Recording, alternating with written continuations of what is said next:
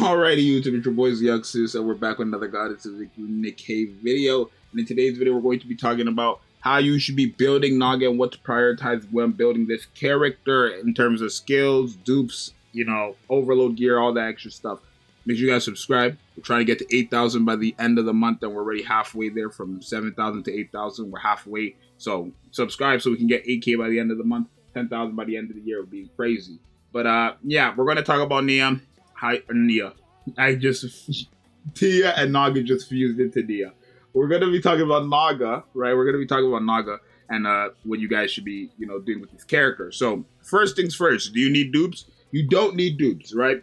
This character is a character that really just needs one copy. Obviously, the more dupes you have for NAGA, the better she's going to be because her skills actually scales off of her her stats, right? Her stats actually matter when it comes to her skills. So the more dupes, the more stats you have with this character, the better she's going to perform, right? But it's not that big of a deal where you must have like LB3 minimum for her to work. No, one copy is all you really need, right? You can go for dupes if you really want to, but I thought you guys would be that foolish enough to summon for dupes of this character knowing the anniversary is right around the corner, right? So there's that.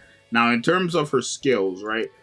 Pretty good, right? So after 12 normal attacks, it affects all allies. It just recovers cover HP by a certain percentage, which is pretty good because Litter's is obviously still a much more percentage, but hers is only to 2 allies, right? Not to mention, this is every 12 normal attacks. How many seconds would that take? I mean, let me test that out. Alrighty, so we're here in shooting range to see how long it's going to take for that to proc. I only have 11 bullets right now with my wingman, but let's look at the timer. Right, it's fine by the time we reload. So wait, then so it'd be 8 seconds. It would be 8 seconds. Every 8 seconds, you're going to be recovering all allies cover HP by whatever the percentage is for you. So every 16 seconds, you would be getting that off twice, while every 15 seconds, you would be getting litters off once. For 2 allies, where NAGA's is all allies. So litters is less allies, more percentage. NAGA's is more allies, less percentage, essentially, right? But it's still much bigger with litters, so don't get it twisted. But it doesn't change the fact that that's still pretty good, right? That's still pretty good, especially since with Tia, you're going to want to have litter on the team as well, so you could get into litter's burst skill with Tia and NAGA, so you always have cover. It's going to be pretty nasty.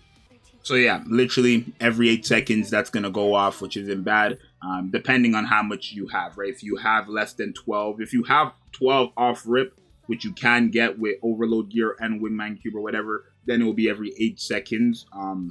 Well, it will take 8 seconds to get 12 normal attacks off, but yeah. And then also when a shield is on her, all allies actually have their damage dealt when attacking core increased by a nice percentage for 10 seconds. On the first skill, pretty good. Second skill, after 5 normal attacks, 2 allies with the highest attack will have an additional damage dealt when attacking core buff for 5 seconds. And then after 5 normal attacks, 2 allies with the lowest percentage will get healed a percentage of NAGA's final max HP, which is nice. And then the burst skill, she gains a pierce effect. She guarantee gives all allies an attack buff of her attack.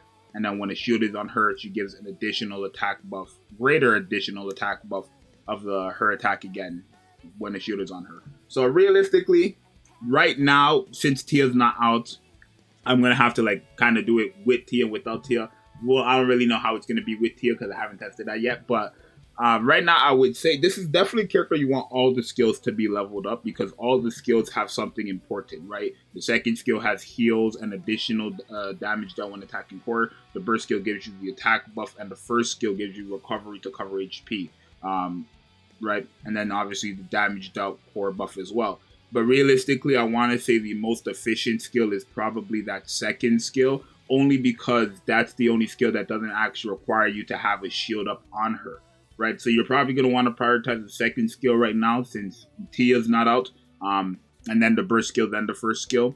Realistically, probably the attack buff is still going to be much better than the damage dealt when attacking core, because if you're not fighting core, then this is not going to, if you're fighting an enemy that doesn't have core, it's not going to matter, but the attack buff is always going to matter. So probably second skill, since that's clearly the most consistent, then burst skill, then first skill, but realistically, you want every single skill leveled up at the same time, right? So you don't want it 10 on level 2, then 5 and 5. You want it like all equal levels, right? This is like bunny girls. The same way you would treat bunny girls, litter, however you want to treat these supports, is the same way you would treat this character. But probably prioritize skill 2 first, then burst skill, then skill 1, right?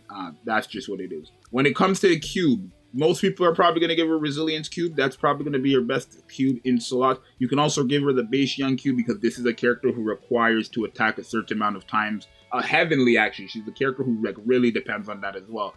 When she attacks a certain amount of times, she like does something. So having Resilience Cube, Base Young Cube, or Wingman Cube to keep it that you don't... Well, technically, Base Young Cube and Wingman Cube would make it that you don't have to reload.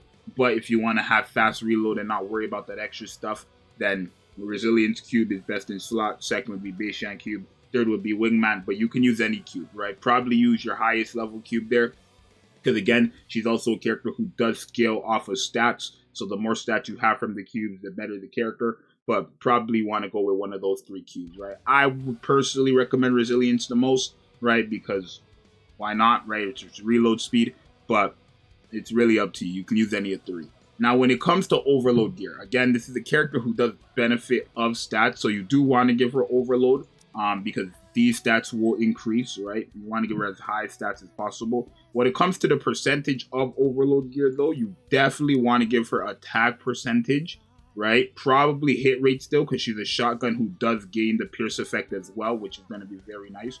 And then also you could give her max ammo capacity, right? Because she's a character who does depend on, you know, again, a certain amount of bullets attacking, the better. So probably hit rate, max ammo capacity, or attack rate. Obviously, extra things like crit rate and crit damage are cool as well, but you're not really focusing on this character too much for damage, right? You're really trying to get her supports going off.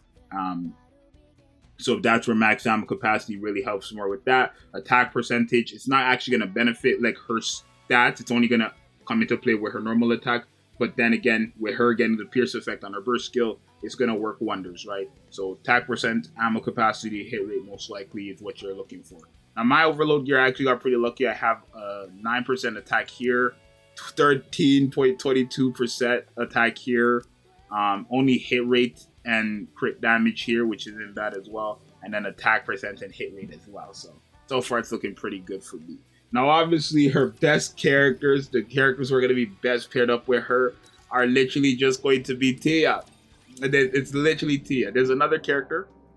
Is that an airplane? Hold on, let me let that go by. No, that's airplane. But yeah, best in slot is definitely going to be Tia. There's Tia, this character for sure. That's right. That's it, right? I mean, the whole point of Naga is to work with DPS, so any DPS is going to be good with her.